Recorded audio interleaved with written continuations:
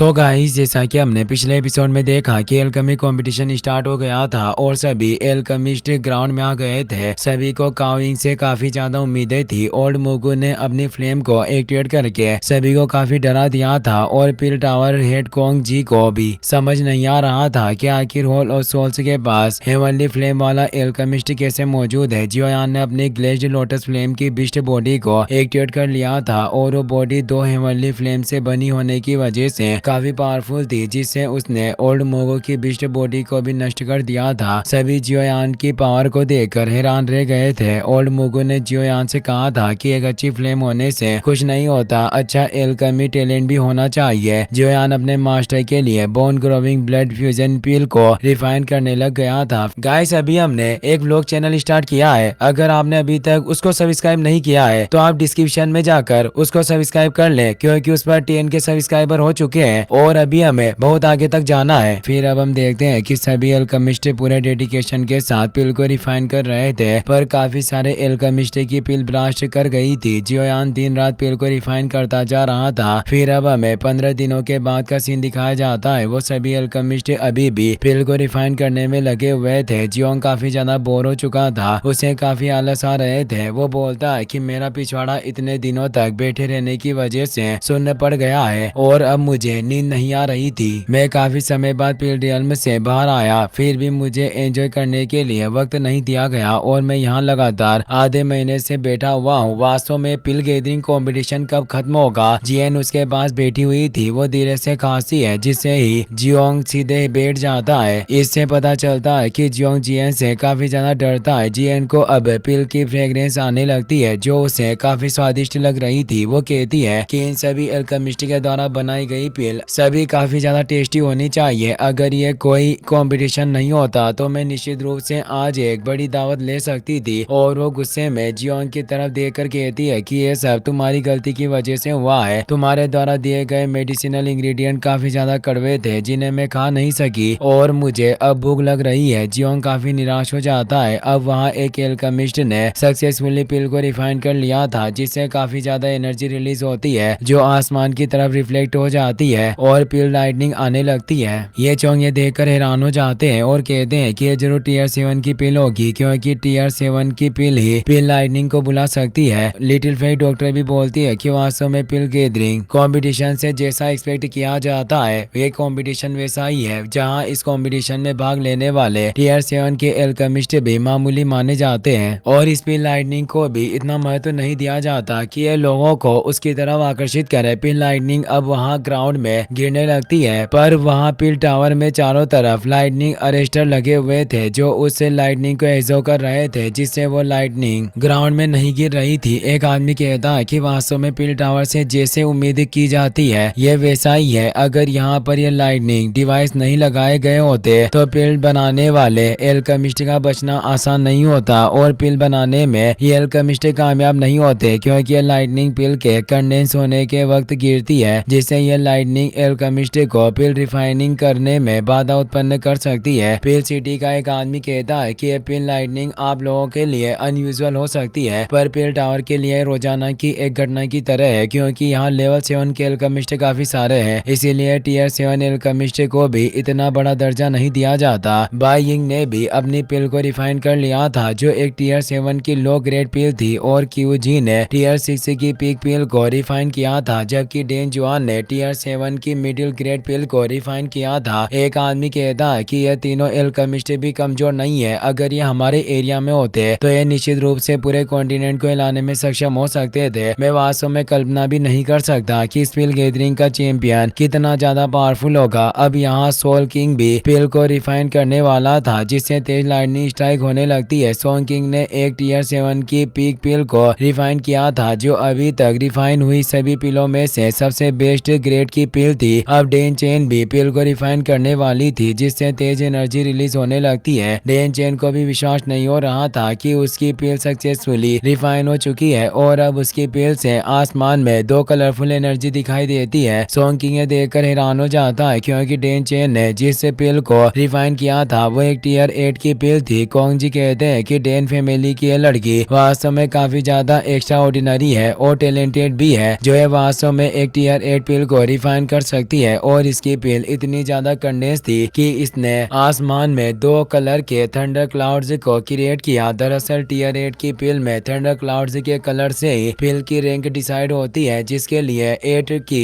पिल में सबसे ज्यादा कलर के थंडर क्लाउड्स क्रिएट होंगे वही इस पिल गैदरिंग में विनर होने वाला था। जुआनी कहती है कि टियर 7 और टियर 8 में सिर्फ एक रैंक का ही अंतर होता है, पर इन दोनों रैंक के बीच हेवन और अर्थ के जितना डिफरेंस है। तियान ले कहते हैं कि तुमने बिल्कुल ठीक कहा, थंडर क्लाउड्स में जितने ज्यादा रंग होंगे पिल का ग्रेड उतना ही ज्यादा होगा और इस डेन चेन से उम्मीद की जा सकती है कि यंग जनरेशन के बीच टॉप पर अपनी पोजीशन बनाए रख सकती है। काओयिंग डेन चेन से कहती है कि लिटिल सिस्टर डेन चेन, तुमने इन पिछले कुछ वर्षों के दौरान अपनी एल्केमी टैलेंट में काफी सुधार किया है, लेकिन मैं भी इतनी आसानी से हार नहीं मानूंगी। और वो सोचती है कि आज मैं इसे साक्षी बनाऊंगी कि पिल टावर में मेरी हार्ड ट्रेनिंग से मैं इसमें कितनी आगे हूँ। और अब वो भी अपनी पिल को बाहर निकालती है जो कंडेंस हो चुकी थी, जिससे काफी तेज एनर्जी आसमान में रिफ्लेक्ट होती है, जिससे 2 तरह के थंडर क्लाउड्स दिखाई देते हैं। पर तभी एक और कलर का थंडर क्लाउड नजर आता है, यानी काओयिंग ने 3 कलर्ड पिल लाइटनिंग को अट्रैक्ट किया था, जिससे उसकी पिल ग्रेड डेन चेन से ज्यादा थी।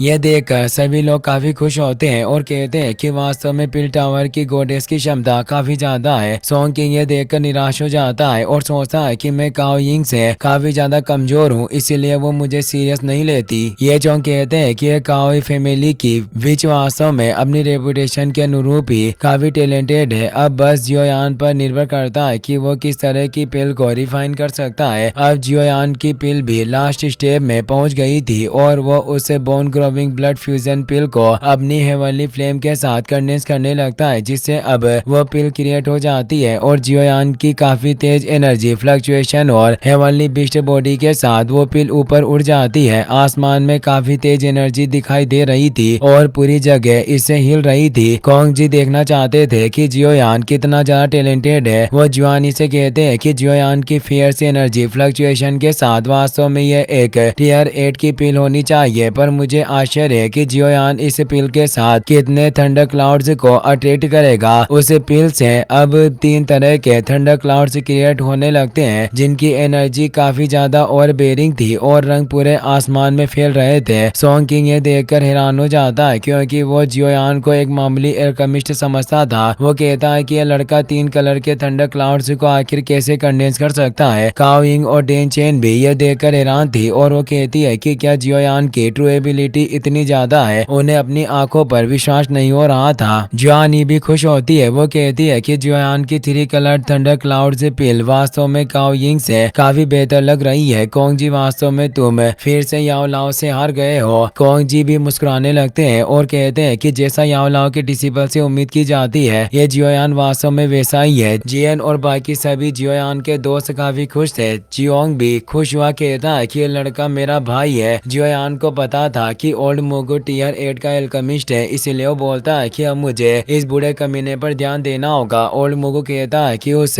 ओल्ड याओ लाओ ने तुम्हें काफी केयरफुली तैयार किया है, लेकिन तुम्हारी पावर मेरी तुलना नहीं कर सकती। और वो अब अपनी पिल को बाहर निकालता है। पिल टावर के तीनों हेड भी काफी क्यूरियस थे और अब ओल्ड मोगो की पिल बाहर आती है, जो और ज्यादा पावरफुल एनर्जी को रिलीज करती है, जिससे सोंग किंग दूर गिर जाता है और सभी लोग हिल रहे थे। डेन चेन दूर गिरने लगती है, पर काओयिंग उसे बचाकर नीचे ले आती है। ओल्ड मोगो ने 3 कलर वाली पिल लाइटनिंग को अट्रैक्ट किया था। ओल्ड मोगो कोंग जी से कहता है कि मुझे माफ करना, पर इस बार का चैंपियन मैं ही बनूंगा और तुम अब मेरे हॉल ऑफ सोल्स को यहाँ आने से रोक नहीं पाओगे। कोंग जी उसे पहचान जाते हैं कि वो कोंग जी है। जुआनी कहती है कि अगर हम इसे पिल को कंडेंस करना जारी रखने दें तो ये पिल गैदरिंग कंपटीशन इस हॉल ऑफ सोल्स के हाथों में चली जाएगी। तभी ओल्ड मोगो के पिल लाइटनिंग में एक और कलर दिखाई देता है। यहाँ उसने 4 कलर थंडर क्लाउड को क्रिएट किया था। सभी लोग ये देखकर हैरान थे कि उस हॉल ऑफ सोल्स का व्यक्ति काफी पावरफुल है, जिसने 4 क्लाउड के थंडर क्लाउड को क्रिएट किया है। पर जियोयान की पिल अभी भी पूरी तरीके से रिफाइन नहीं हुई थी, लेकिन किसी को उम्मीद नहीं थी कि जियोयान और ज्यादा कलर को प्रोड्यूस कर सकता है। तियान ले कहते हैं कि हम इसे ओल्ड मोगो को पिल गैदरिंग के चैंपियनशिप का खिताब जीतने नहीं दे सकते और वो अपने पावर से उस पर अटैक करने लगते हैं, पर कोंग जी उसे रोक देते हैं। तियान ले कहता है कि तुम क्या कर रहे हो? अगर हम आज आज होलो सोल्स को जीतने देंगे तो मेरी पिल टावर की प्रतिष्ठा जो हमने बनाई है वो नष्ट हो जाएगी। कॉन्ग जी कहते हैं कि अगर तुम इस क्रिटिकल सिचुएशन में उसे मारने की कोशिश करोगे तो होलो सोल्स निश्चित रूप से पिल टावर के साथ एक जंग शुरू कर देगा और अभी हमारी पिल टावर में इतनी पावर नहीं है कि हम उन डेविल मॉन्स्टर का सामना कर सके। तुम भी ये बात अच्छे से समझते हो। जुआनी कहती है कि जियोयान ने अभी तक पिल लाइटनिंग के कंडेंसिंग को पूरा नहीं किया है। हो सकता है कि जियोयान कोई चमत्कार कर सकता हो। सभी की उम्मीदें अब जियोयान पर टिकी हुई थी। इसके अलावा उनके पास कोई रास्ता नहीं था। जिनलान फर्स्ट एल्डर से कहती है कि क्या जियोयान अभी भी पासा पलट सकता है, पर ये चोंग बोलते हैं कि ऐसा नहीं हो सकता क्योंकि उसके पास एक हायर टीयर पिल को रिफाइन करने का वक्त नहीं है, क्योंकि अब पिल गेदिंग कॉम्पिटिशन के खत्म होने में कुछ ही सख्त रह गया था। लिटिल फेरी डॉक्टर कहती है कि मुझे जियोयान पर पूरा विश्वास है कि वो ये कर सकता है। जीएन भी कहती है कि मुझे भी जियोयान पर पूरा भरोसा है और वो चिल्लाते हुए कहती है कि जियोयान तुम्हें अंत तक हार नहीं माननी है। उस ओल्ड मोगो को जब तक मारना कि वो खुद ही पेंट में पेशाब ना कर दे। काओ यिंग और डेन चेन की भी उम्मीदें जियोयान पर ही टिकी हुई थी, क्योंकि अगर होलो सोल्स ने चैंपियनशिप जीत ली तो ये पिल टावर उनके द्वारा रूल करेगा। जियोयान को अपने मास्टर की बात याद आने लगती है। एक बार उसने याओ लाओ से पूछा था कि क्या कोई रास्ता है जिसमें हम बनाई गई पिल के ग्रेड को बढ़ाना लगातार जारी रख सकते हैं जबकि पिल को पहले ही कंडेंस कर लिया गया हो। याओ लाओ कहते हैं कि तुम ये मुझसे क्यों पूछ रहे हो। जियोयान कहता है कि मैं बस यूं ही पूछ रहा था क्योंकि मैं जानने के लिए काफी क्यूरियस हूँ। याओ लाओ कहते हैं कि तुमने ये सवाल बहुत ही सही पर्सन से पूछा है। मेरे पास एक रास्ता है जिससे हम कंडेंस हुई पिल के ग्रेड को भी बढ़ा सकते हैं। मैंने एक स्किल को क्रिएट किया है जिसे स्पिरिचुअल एनहांसमेंट कहा जाता है। हालांकि इसे यूज करने के लिए एल्केमिस्ट का टीयर 8 पर होना जरूरी है। जियोयान टीयर 8 एल्केमिस्ट का नाम सुनकर हैरान रह गया था क्योंकि उस वक्त वो एक टीयर 3 का एल्केमिस्ट था, पर जियोयान ने फिर भी अपने मास्टर से कहा था कि क्या आप मुझे स्पिरिचुअल एनहांसमेंट स्किल को यूज करना बता सकते हैं, पर याओ लाओ ने कहा था कि मैं तुम्हें जल्द ही इसके बारे में बता दूंगा। पर जियोयान ने उसी दिन उसे सीखने की जिद की थी। जियोयान अब उसे एनहांसमेंट स्किल का यूज करने की सोच रहा था, पर ओल्ड मुगु को लगता था कि जियोयान कुछ नहीं कर पाएगा। इसीलिए वो कहता है कि लड़के तुम व्यर्थ में प्रयास मत करो, ये चैंपियनशिप में ही जीतूंगा, भले ही वो बूढ़ा याओ लाओ भी खुद ही यहाँ क्यों ना आ जाए, पर फिर भी वो मेरी बराबरी नहीं कर सकता। ये कहकर वो जोर से हंसने लगता है, पर जियोयान अब अपने मास्टर की बोन चिलिंग फ्लेम को बाहर निकाल लेता है जिसकी एनर्जी से ही ओल्ड मुगु दूर हो जाता है और ओल्ड मुगु की एनर्जी भी उससे नष्ट हो रही थी। साथ ही वहाँ बोन चिलिंग फ्लेम से एक टोर्नेडो क्रिएट होने लग गया था जो आसपास की चीजों को फ्रीज कर रहा था और जियोयान की पिल पावर बढ़ गई थी। जियोनी को ये देखकर याओ लाओ की याद आ जाती है। ओल्ड मुगु को अपनी आंखों पर विश्वास नहीं हो रहा था। जियोयान कहता है कि तुम मेरे मास्टर के पैरों की धूल के बराबर भी नहीं हो। ओल्ड मुगु को जियोयान में याओ लाओ दिखाई देता है क्योंकि वैसे पिल कंडेंस के कारनामे सिर्फ याओ लाओ ही कर सकते थे। इसी के साथ ये एपिसोड यहीं पर खत्म हो जाता है, पर अगला एपिसोड काफी इंटरेस्टिंग होने वाला है। उम्मीद करता हूँ कि आपको ये वीडियो पसंद आया होगा और आप इस वीडियो का 15 के लाइक एम भी पूरा कर दोगे। हाँ, जानता हूँ कि लाइक एम थोड़ा ज्यादा है, पर विश्वास है कि आप इसे पूरा कर सकते हैं। साथ ही इस वीडियो को अपने दोस्तों के साथ शेयर करना ना भूलें। मिलते हैं एक्सप्लेनर रोहित व्लॉग चैनल पर। Thanks for watching.